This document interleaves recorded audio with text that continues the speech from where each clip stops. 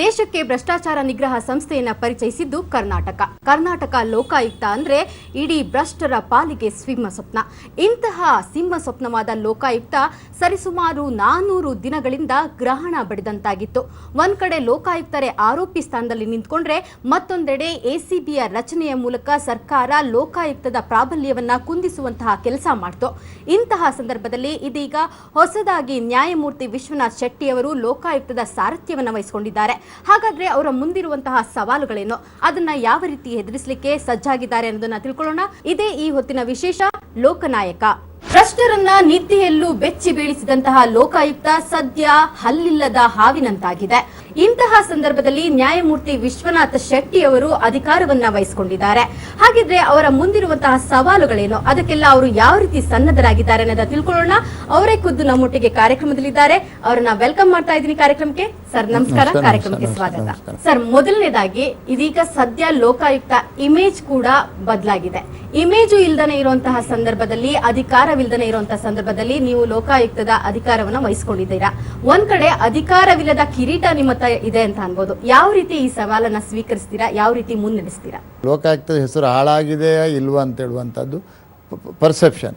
ಯಾವ ಒಬ್ಬ ಅದು ಮೊದಲಿನ ಲೋಕಾಯುಕ್ತರು ಮಾಡಿದಂಥ ಕೆಲಸ ಸರಿಯೇ ತಪ್ಪೆ ಅಂತ ಹೇಳುವುದು ನ್ಯಾಯಾಲಯದಲ್ಲಿದೆ. ಆದ್ದರಿಂದ ಅದರ ವಿಚಾರ ನಾನು ಏನು ಹೇಳಲಿಕ್ಕೆ ಬರೋದಿಲ್ಲ. ನಿಮ್ಮ ಮಾತಿಗೆ ಸೈಗೊಟ್ಟು ಅವರು ಅಪರಾಧಿ ಸ್ಥಾನದಲ್ಲಿ ಇದ್ದಾರೆ ಅಂತ ಹೇಳಿದರೆ ಕೋರ್ಟಿನಲ್ಲಿ ಇರುವಂಥ ವಿಷಯಕ್ಕೆ ನಾನು ಅಡ್ಡ ಮಾತಾಡಿದಾಗ ಆಗ್ತದೆ. ಅದರ ವಿಚಾರ ನಾನು ಏನು ಹೇಳೋದಿಲ್ಲ. ಮತ್ತು ಒಂದು ಸಂಸ್ಥೆಯ ಹೆಸರು ಕೆಟ್ಟಿದೋ ಒಳ್ಳೆಯದೇ ಉಂಟಂತ ಹೇಳುವುದು ಜನರ ಒಂದು ಅಭಿಪ್ರಾಯದ ಮೇಲೆ ಹೋಗ್ತದೆ. ಯಾವ ಒಬ್ಬ ವ್ಯಕ್ತಿ ಒಂದು ಅಪಚಾರ ಮಾಡಿದಾಗ ಇಡೀ ಸಂಸ್ಥೆ ಹಾಳಾಗಿ ಹೋಗುವುದಿಲ್ಲ. ಪ್ರೊವೈಡೆಡ್ ಆ ಸಂಸ್ಥೆ ಒಳ್ಳೆಯ ತಳಹದಿಯಲ್ಲಿ ಕಟ್ಟಿಟ್ಟಿದ್ದರೆ ಆ ಸಂಸ್ಥೆ ಹಾಳಾಗುವಂಥ ಪರಿಸ್ಥಿತಿಯೇ ಬರುವುದಿಲ್ಲ. ಅಲ್ಲಿರುವಂಥ ಅಧಿಕಾರಿ ವರ್ಗದವರು, ಲೋಕಾಯುಕ್ತರಾಗಲಿ ಉಪಲೋಕಾಯುಕ್ತರಾಗಲಿ, ವ್ಯಕ್ತಿಗಳು ಬರ್ತಾರೆ ಹೋಗ್ತಾ ಇರ್ತಾರೆ. ಆದರೆ ಸಂಸ್ಥೆ ಗಟ್ಟಿಯಾಗಿದ್ದರೆ ಸಂಸ್ಥೆ ಗಟ್ಟಿಯಾಗಿಯೇ ಒಳ್ಳೆಯ ಹೆಸರಿನಲ್ಲೇ ಉಳಿತದೆ. ಇನ್ನು ಪ್ರಾಬಲ್ಯದ ವಿಚಾರಕ್ಕೆ ಬರೋದಾದ್ರೆ ಪರ್ಯಾಯವಾಗಿ ಎಸಿಬಿ ರಚನೆ ಆಗಿದೆ. ನನ್ನ ಉದ್ದೇಶ ಏನಂತ ಹೇಳಿದರೆ ಈ ಸಂಸ್ಥೆಯನ್ನು ಪ್ರಾಬಲ್ಯವಾಗಿ ಮಾಡುವಂಥದ್ದು. ಪ್ರಾಬಲ್ಯವಾಗಿ ಮಾಡಬೇಕಾದರೆ ಒಬ್ಬ ಲೋಕಾಯುಕ್ತ ಗಟ್ಟಿಯಾಗಿದ್ದರೆ ಸಾಕಾಗೋದು. ಇಡೀ ಸಂಸ್ಥೆಯೇ ಗಟ್ಟಿಯಾಗಿ ಪ್ರಾಬಲ್ಯವಾಗಿ ಬಿಡಬೇಕು. ಇದ್ದಂಥ ಉಪಲೋಕಾಯುಕ್ತರು, ಬೇರೆ ಎಲ್ಲ ಅಧಿಕಾರಿ ವರ್ಗದವರು ಒಟ್ಟಾಗಿ ಒಂದೇ ಮನಸ್ಸಿನಿಂದ ಈ ಸಂಸ್ಥೆಯನ್ನು ಕಟ್ಟಿದ ಉದ್ದೇಶವನ್ನು ತಲೆಯಲ್ಲಿ ಇಟ್ಟುಕೊಂಡು ಕೆಲಸ ಮಾಡಿದರೆ, ಒಳ್ಳೆಯ ರೀತಿಯಲ್ಲಿ ನಿಯತ್ತಾಗಿ ಕೆಲಸ ಮಾಡಿದರೆ ಸಂಸ್ಥೆಯನ್ನು ಬಲವಾಗಿ ಕಟ್ಬೋದು. ಪ್ರೇಮ ಫೇಶಿ ಹೇಳೋದಾದರೆ ನನ್ನ ಅಭಿಪ್ರಾಯ ಎಸಿಬಿ ಹೋಗಿದೆ ಅಂತ ಹೇಳುವಂಥದ್ದು ಸರಿಯಾದ ಅಭಿಪ್ರಾಯ ಅಲ್ಲ. ಎಸಿಬಿಯನ್ನು ಮೊದಲು ಲೋಕಾಯುಕ್ತಕ್ಕೆ ಕೊಟ್ಟದ್ದೇ ಇಲ್ಲ. ಒಂದು ಲೋಕಾಯುಕ್ತ ಸಂಸ್ಥೆಯಲ್ಲಿ ಕೆಲಸ ಮಾಡಬೇಕಂತಾದರೆ ಇವನ್ ಎಸಿಬಿ ಹೋಗಿದೆ ಅಂತ ಹೇಳ್ಕೊಳ್ಳಿ, ಇದ್ದರೂ ಉಂಟಲ್ಲ, ಸಾಕಷ್ಟು ಲೋಕಾಯುಕ್ತನಿಗೆ ಅಧಿಕಾರ ಇದೆ ಕಾನೂನಲ್ಲಿ. ಸೋಮೋಟೋ ಪವರ್ ತುಂಬ ಇದೆ. ಒಬ್ಬ ಲೋಕಾಯುಕ್ತ ಪೊಲೀಸ್ನವರಿಗೆ ನೀನು ಹೀಗೆ ಮಾಡಬೇಕು ಅಂತ ಹೇಳಿದರೆ ಅವ್ರು ಮಾಡದೇ ಇರಲಿಕ್ಕೆ ಸಾಧ್ಯ ಉಂಟಾ? ಅಂದ್ರೆ ಪೊಲೀಸ್ ಪವರ್ನ ಬಳಸ್ಕೊಳ್ಬಹುದು ಅಂತ ಹೇಳ್ತಾರೆ. ಪೊಲೀಸ್ ಪವರ್ ಲೋಕಾಯುಕ್ತ ಬಳಸಲಿಕ್ಕೆ ಸಾಧ್ಯ ಉಂಟು. ಜನಸಾಮಾನ್ಯರು ನಂಬಿಕೆಯನ್ನ ಕಳ್ಕೊಂಡಿದ್ದಾರೆ. ಎಲ್ಲ ಒಂದ್ ಕಡೆ ಎಸಿಬಿ ಅಂತಕ್ಕಂಥ ಮಾತು ಬಂದಾಗ ಜನಸಾಮಾನ್ಯರ ನಂಬಿಕೆಯನ್ನು ಕಳ್ಕೊಳ್ಳಿಲ್ಲ. ಅಲ್ಲಿ ಇರುವಂಥ ಕಂಪ್ಲೇಂಟ್ ನಂಬರ್ ನೋಡಿದರೆ ಜನಸಾಮಾನ್ಯರಿಗೆ ಇನ್ನೂ ನಂಬಿಕೆ ಇದೆ ಅಂತೇಳಿ ನೀವು ಎಷ್ಟರ ಮಟ್ಟಿಗೆ ಅದರ ಮೇಲೆ ಅಪವಾದ ಹೊರಿಸಬಹುದು ಅಂತ ಹೇಳಿದರೆ, ಲೋಕಾಯುಕ್ತರು ಇಲ್ಲದಿರಲಿಕ್ಕುವಾಗ ಮೊದಲು ನಡೆದ ಸ್ಪೀಡ್ನಲ್ಲಿ ಕೆಲಸ ಆಗ್ತಾ ಇಲ್ಲ ಅಂತ ನೀವು ಹೇಳ್ಬೋದಲ್ಲದೆ ಜನಸಾಮಾನ್ಯರು ಕಳ್ಕೊಂಡಿದೆ. ಸರಿ ಸರ್, ನೀವು ಹೇಳಿದ್ರಿ ನಂಬಿಕೆ ಇರೋದ್ರೊಳಗಡೆನೆ ಅಷ್ಟೊಂದು ಅಪ್ಲಿಕೇಶನ್ಸ್ ಬಂದಿದೆ, ಅರ್ಜಿಗಳು ಬಂದಿದೆ ಅಂತ. ಆ ನಂಬಿಕೆಯನ್ನು ಉಳಿಸ್ಕೊಳ್ಳೋ ನಿಟ್ಟಿನಲ್ಲಿ ನಿಮ್ಮ ಕಾರ್ಯವೈಖರಿಯ ರೂಪುರೇಷೆಗಳೇನು? ಫಸ್ಟ್ 5 ಪ್ಲಾನ್ಸ್ ಏನು? ನಂಬಿಕೆಯನ್ನು ಒಂದು ಜನರಿಗೆ ಉಂಟಲ್ಲ, ಬಂದವರು ಪಾರದರ್ಶಕವಾಗಿ ಆನೆಸ್ಟ್ ಆಗಿ ನಿಷ್ಠೆಯಿಂದ ಕೆಲಸ ಮಾಡಲಿಕ್ಕೆ ಬಂದಂಥ ವ್ಯಕ್ತಿ ಅಂತೇಳಿ ನಮ್ಮ ಕಾರ್ಯವೈಖರಿಯಲ್ಲಿ ತೋರಿಸ್ಕೊಳ್ಬೇಕು. ಅದು 24 ಗಂಟೆಯಲ್ಲಿ ಆಗೋದಿಲ್ಲ. It takes time. ಯಾವೆಲ್ಲ ಪ್ಲಾನ್ಗಳನ್ನ ಹಮ್ಮಿಕೊಂಡಿದ್ದೀರಾ? ನಮ್ಮ ಪ್ಲಾನ್ ಇದೆ. ಕೆಲವು ವಿಚಾರವನ್ನು ಮೊದಲು ಪಬ್ಲಿಕ್ಕಿಗೆ ಹೇಳಿ ನೀವು ಮಾಡುವಂಥ ವಿಚಾರ ಇರುವುದಿಲ್ಲ. ನೀವು ತಪ್ಪು ಮಾಡಿದವರನ್ನು ಹಿಡಿಯುವಾಗ ನೀವು ಕಳ್ಳ ಇಂಥ ಕಡೆಯಲ್ಲಿ ಇದ್ದರೆ ಅವನಿಗೆ ನೋಟಿಸ್ ಕೊಟ್ಟು ಹೋಗ್ತೀರಾ ನೀವು, ನಾನು ಬರ್ತೇನೆ ನಿನ್ನನ್ನು ಹಿಡಿಲಿಕ್ಕೆ. ಯಾವೆಲ್ಲ ಅಂಶಗಳಿಗೆ ಪ್ರಾಮುಖ್ಯತೆ ಅಂಶ ಅಂತೇಳಿದ್ರೆ ನಾವು ಎಲ್ಲರೂ ಒಟ್ಟಾಗಿ ಈ ಸಂಸ್ಥೆಯನ್ನು ಬಲಪಡಿಸುವಂಥ ವರ್ಕ್ ಕಲ್ಚರ್ ಉಂಟಲ್ಲ. ಪ್ರತಿಯೊಬ್ಬ ಅಧಿಕಾರಿಯು, ನಾನು ಕೂಡ ಒಬ್ಬ ಯೋಗ್ಯ, ನ್ಯಾಯಾಧೀಶರು ಎಷ್ಟು ಒಳ್ಳೆಯ ರೀತಿಯಲ್ಲಿ ಕೆಲಸ ಮಾಡಬೇಕಂತಿದ್ದಾರೋ ಅದೇ ರೀತಿಯಲ್ಲಿ ಒಬ್ಬ ಪೊಲೀಸ್ ಕಾನ್ಸ್ಟೇಬಲು ಅಥವಾ ಸಬ್ ಇನ್ಸ್ಪೆಕ್ಟ್ರು ಅಥವಾ ಇತರ ಅಧಿಕಾರಿ ವರ್ಗದವರು ಕೂಡ ಅದನ್ನು ಫೀಲ್ ಮಾಡಿಕೊಂಡು ಆ ನಿಟ್ಟಿನಲ್ಲಿ ಕೆಲಸ ಮಾಡುವಾಗೆ ಅವರನ್ನು ಹುರಿದುಂಬಿಸುವಂಥದ್ದು, ಅವರನ್ನು ಮೋಟಿವೇಟ್ ಮಾಡುವಂಥದ್ದು ಲೋಕಾಯುಕ್ತರ ಕರ್ತವ್ಯ ಆಗಿದೆ. ಬಡವರಿಗೆ ಸಿಕ್ಕುವಂಥ ಸವಲತ್ತಿನ ಬಗ್ಗೆ ಹೆಚ್ಚಿಗೆ ಆದ್ಯತೆಯನ್ನು ಕೊಟ್ಟು ಅದನ್ನು ಸರಿಯಾಗಿ ಮಾಡುವಂಥದ್ದೇ ನನ್ನ ಮುಖ್ಯ ಉದ್ದೇಶ. ಭಾಸ್ಕರ್ ರಾವ್ ಅವರಿಗೆ ಅವರ ಮಗ ಅಶ್ವಿನ್ ರಾವ್ ಹೇಗೋ ಹಾಗೆ ನಿಮ್ಗೂ ಕೂಡ ನಿಮ್ಮ ಮಗ ಇದ್ದಾರೆ ಶಶಿಕಿರಣ್ ಶೆಟ್ಟಿ ಅವರು. ಎಲ್ಲೋ ಒಂದ್ ಕಡೆ ಭಾಸ್ಕರ್ ರಾವ್ ಅವರಿಗೆ ಅವ್ರ ಮಗನೇ ಕುತ್ತಾದ್ರೂ ಸಮಸ್ಯೆ ಆದ್ರು. ಸೊ ನಿಮ್ಮ ಒಂದು ವಿಷಯದಲ್ಲಿ ಆತರ ಆಗಕ್ಕಾಗುತ್ತಾ ಅಥವಾ ಸಮಸ್ಯೆನ ದೂರ ಹೇಳ್ತೀರಾ? ಹೇಳ್ತೀವಿ. ಭಾಸ್ಕರ್ ರಾಯರ ಮಗನ ವಿಚಾರ ನನಗೆ ಗೊತ್ತಿಲ್ಲ. ಭಾಸ್ಕರ್ ರಾಯರ ವಿಚಾರ ನನಗೆ ಗೊತ್ತಿತ್ತು. ನಮ್ಮ ಮುಖ್ಯ ಚೀಫ್ ಜಸ್ಟಿಸ್ ಆಗಿದ್ದರು. ನಾವು ಅವರೊಟ್ಟಿಗೆ ಕೆಲಸ ಮಾಡಿದ್ದೇವೆ. ಇವತ್ತು ಅವರ ಮೇಲಿರುವ ಕೇಸಿನ ವಿಚಾರ ನಾನು ಏನು ಹೇಳೋದಿಲ್ಲ. ನಾವು ಅವರ ಚೀಫ್ ಜಸ್ಟಿಸು, ನಾನು ನ್ಯಾಯಾಧೀಶನಾಗಿದ್ದರು. ಅವರ ಮೇಲಿರುವ ಕೇಸನ್ನು ಕಾನೂನು ಪ್ರಕಾರವೇ ನಾವು ನೋಡುವಂಥದ್ದು. ನನ್ನ ಮಗನ ವಿಚಾರ ಹೇಳುತ್ತಿದ್ದರೆ, ನನ್ನ ಮಗ ಅನ್ಎಂಪ್ಲಾಯ್ಡ್ ಅಲ್ಲ. ನೇಷನಲ್ ಲಾ ಸ್ಕೂಲ್ನಲ್ಲಿ ಸೀಟು ಸಿಗುವಂಥದ್ದು ಯಾರಿಗೆ? ನ್ಯಾಷನಲ್ ಲಾ ಸ್ಕೂಲ್ ಬ್ಯಾಂಗ್ಳೂರು ಯೂನಿವರ್ಸಿಟಿಯಲ್ಲಿ ಸೀಟ್ ಯಾರಿಗೆ ಸಿಗ್ತದೆ? ಇವತ್ತು 42ನೇ ವರ್ಷದಲ್ಲಿ 2 ವರ್ಷದ ಹಿಂದೆ ಕರ್ನಾಟಕ ಹೈಕೋರ್ಟಿನ ಎಲ್ಲ ಜಡ್ಜರು ಸೀಕ್ರೆಟ್ ಬ್ಯಾಲೆಟ್ನಲ್ಲಿ, ಓಪನ್ ಬ್ಯಾಲೆಟ್ ಆದರೆ ವಿಶ್ವನಾಥ್ ಶೆಟ್ಟರ ಮಗ ಅಂತ ಓಟ್ ಹಾಕ್ಯಾರು. ಗುಟ್ಟಿನ ಓಟ್ನಲ್ಲಿ ಅವರನ್ನು ಸೀನಿಯರ್ ಕೌನ್ಸಿಲ್ ಅಂತ ಡೆಸಿಗ್ನೇಟ್ ಮಾಡಿದ್ದಾರೆ. ಅದರ ಅರ್ಥ ಏನು? ಒಬ್ಬ ಯೋಗ್ಯ ಲಾಯರು, ತಾಕತ್ತಿರುವಂಥ ಲಾಯರ್. ಅಂಥ ಬ್ಯುಸಿ ಇರುವಂಥ ವಕೀಲರಿಗೆ ತಂದೆಯ ವ್ಯವಹಾರದಲ್ಲಿ ಕೈ ಮಾಡಿ ಹಾಕುವಂಥ ಅಗತ್ಯ ಉಂಟಾ? ದುಡ್ಡಿನ ಅಗತ್ಯವೇ ಇಲ್ಲೇ ಇರುವಾಗ ಬರುವಂಥದ್ದಿಲ್ಲ. ಇನ್ನೊಂದು, ಅವನು ಬಂದರೂ ನಾನು ಅದಕ್ಕೆ ಒಪ್ಪಬೇಕಂತ ಉಂಟಾ? ಅಗತ್ಯ ಇಲ್ಲ. ನನ್ನ ಕಾರ್ಯದಕ್ಷತೆ ಇದ್ದೇ ನಿಷ್ಠೆ ಇದ್ದರೆ ಅವರನ್ನು ಹತ್ತಿರ ಸೇರಿಸುವಂಥ ಸಂದರ್ಭವಿಲ್ಲ, ಸೇರಿಸಿಲ್ಲ. ಅವರು ಬರುವುದಿಲ್ಲ. ಇದು ಬೇಡ ಅಂತ ಹೇಳಿದವರಲ್ಲಿ, ನನಗೆ ತಗೊಳ್ಳೋದು ಬೇಡ ಅಂತ ಹೇಳಿದವರಲ್ಲಿ ಅವನು, ಇದು ಬೇಡ ನಿಮಗೆ ಎಷ್ಟಕ್ಕೂ ಬೇಡ ಅಂತ ಹೇಳಿದ. ಆದರೆ ನನ್ನ ದೊಡ್ಡ ಮಗ ಡಾಕ್ಟ್ರು ತಗೊಳ್ಳಿ ಅಂತ ಹೇಳಿದ. ಅದು ನನ್ನ ನಿಷ್ಠೆಯ ಮೇಲೆ, ನನ್ನ ಯೋಗ್ಯತೆಯ ಮೇಲೆ, ನನ್ನ ಇಂಟೆಗ್ರಿಟಿಯ ಮೇಲೆ ಹೊಂದಿಕೊಂಡು ಹೋಗ್ತದೆ. ಆದ್ದರಿಂದ ಈ ಮಕ್ಕಳಿದ್ದರೆ ನೀವು ಲೋಕಾಯುಕ್ತ ಹುಡ್ಕೊಂಡು ಹೋಗ್ತೀರಾ? ನೀವು ನಿರುದ್ಯೋಗಿ ಮಕ್ಕಳು ಇರೋದು ಒಳ್ಳೆಯದ? ಒಳ್ಳೆ ಯೋಗ್ಯ ಮಕ್ಕಳು ಇರೋದು ಒಳ್ಳೆಯದು. ನನ್ನ ನಿಷ್ಠೆ ಸರಿ ಇಲ್ಲದಿದ್ದರೆ ಇದೆಲ್ಲ ಆಗ್ತದೆ.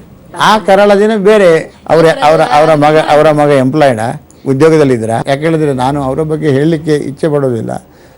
ಪಾಪ ಅವರಿಗೆ ಅವರ ಮಗನೇ ಪ್ರಾಬ್ಲಮ್ ಆದ್ದು. ಸರ್, ನಿಮ್ಮ ಹೆಸರು ಪ್ರಸ್ತಾಪ ಆಗ್ತಿದ್ದಂಗೆ ಕೇಳಿ ಬಂದಂತ ಆರೋಪ ಅಂತಂದ್ರೆ, ಒಂದು ಆರ್ಟಿ ನಗರದಲ್ಲಿ ಒಂದು ಸೈಟ್ ಇದೆ, ಇನ್ನೊಂದು ನ್ಯಾಯಾಂಗ ಬಡಾವಣೆಯಲ್ಲಿ ಒಂದು ಸೈಟ್ ಇದೆ. ನೀವು ಕೂತ್ಕೊಂಡ ಮನೆ?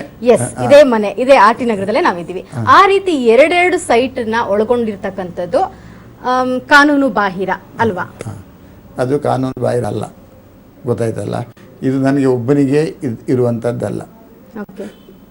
ಹಲವಾರು ಸಿಟ್ಟಿಂಗ್ ನನಗಿಂತ ದೊಡ್ಡ ಸ್ಥಾನ ಆಕ್ಯುಪೈ ಮಾಡಿದಂಥ ನ್ಯಾಯಾಧೀಶರಿಗೆ, ಬ್ಯಾಂಗ್ಳೂರಿನಲ್ಲಿ ಮನೆ ಇದ್ದವರಿಗೆ ಜುಡಿಷಿಯಲ್ ಲೇಔಟಲ್ಲಿ ಸೈಟ್ ಇದೆ. ನನಗಿಂತ ಮೊದಲು ಪಡ್ಕೊಂಡಿದ್ದಾರೆ. ಅದು ಸುಪ್ರೀಂ ಕೋರ್ಟ್ನವರೆಗೆ ಹೋಗಿ ಅದು ಸರಿ ಅಂತ ಆಗಿ ಬಂದಿದೆ, ಗೊತ್ತಾಯ್ತಲ್ಲ. ಆದ್ದರಿಂದ ನನಗಿಂತ ದೊಡ್ಡವರು ಸೈಟ್ ತಗೊಂಡಿರುವಾಗ ನಾನೊಬ್ಬ ಮಾಡೋದು ಕಾನೂನು ಬಾಹಿರ ಆಗ್ತದ? ಆಮೇಲೆ ನಾನು ನ್ಯಾಯಾಧೀಶನಾಗಿದ್ದೆ. ಮತ್ತು ನನ್ನ ಅಪ್ಲಿಕೇಶನಲ್ಲಿ ನನಗೆ ಮನೆ ಇದೆ ಅಂತ ನಾನು ತೋರಿಸಿದ್ದೇನೆ. ಅದನ್ನೇನು ಮುಚ್ಚಿಡಲಿಲ್ಲ. ನಾನೇನು ಅಫಿಡವಿಟ್ ಕೊಡಲಿಲ್ಲ. ಸುಳ್ಳು ಅಫಿಡವಿಟ್ ಅಂತ ಹೇಳ್ತಾರೆ, ಕೊಡಲಿಲ್ಲ.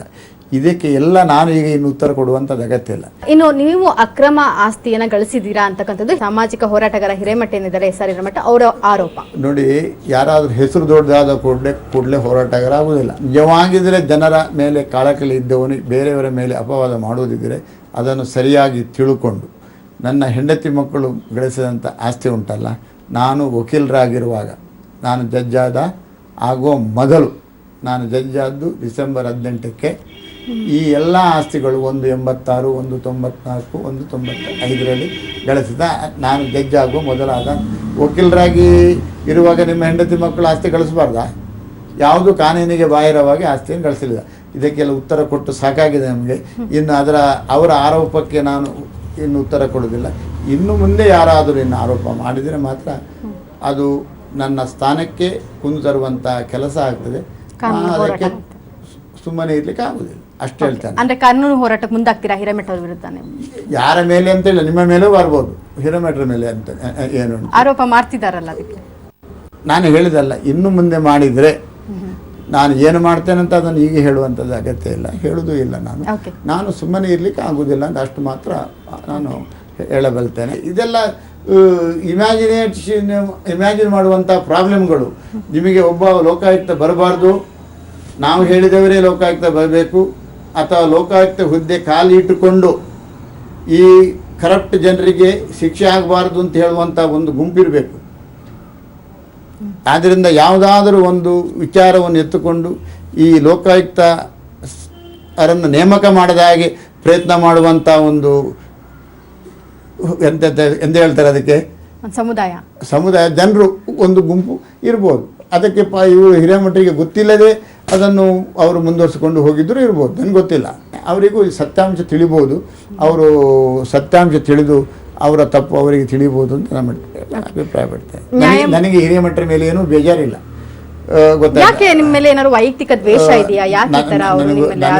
ನನಗೆ ಗೊತ್ತಿಲ್ಲ, ನನಗಂತೂ ಅವರ ಮೇಲೆ ಅವರ ಆರೋಪ ಮಾಡಿದ ಮೇಲೂ ದೋಷ ಇಲ್ಲ. ನಾನು ಇಲ್ಲಿ ಬಂದದ್ದು ಒಂದು ಒಳ್ಳೆಯ ಕೆಲಸ ಮಾಡಲಿಕ್ಕೆ ಬಂದವ.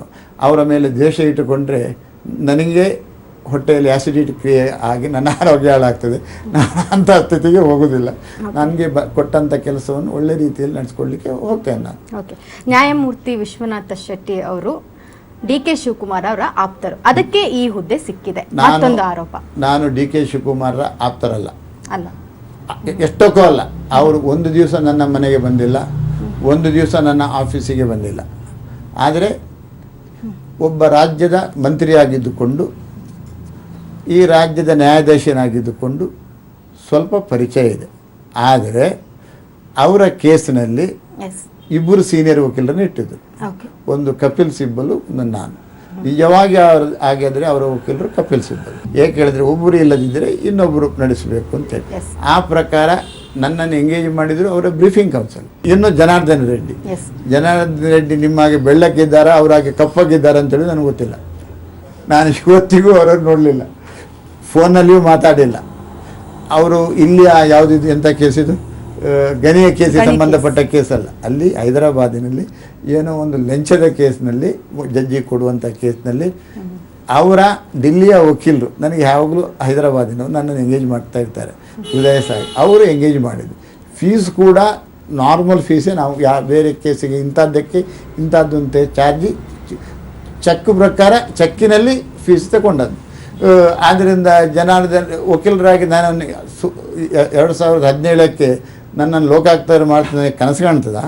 DKC ಅವರ ಕೇಸ್ ಆಗಿರ್ಬೋದು ಅಥವಾ ಜನಾರ್ದನ್ ರೆಡ್ಡಿ ಅವರ ಕೇಸ್ ಆಗಿರ್ಬೋದು, ಜನಾರ್ದನ ರೆಡ್ಡಿ ಅವರ ಕೇಸ್ ಆಗ್ಬೋದು, ನಿಮಗೆ ಹತ್ತಿರದವರು ನನಗೆ ಹತ್ತಿರ ಇದ್ರೆ ಅವರ ಕೇಸ್ ಆಗಲಿ ನಾನು ತೀರ್ಮಾನ ಮಾಡುವಾಗಿಲ್ಲ. DKC ಅವರು ನಿಮ್ಮ ಕಾರ್ಯವೈಖರಿ ವ್ಯಾಪ್ತಿಗೆ ಬರ್ತಾರೆ, ಯಾಕಂತಂದ್ರೆ ಉಪಲೋಕಾಯುಕ್ತರು ಅವ್ರ ಕೇಸ್ನ ಹ್ಯಾಂಡ್ಲ್ ಮಾಡೋಂಗಿಲ್ಲ.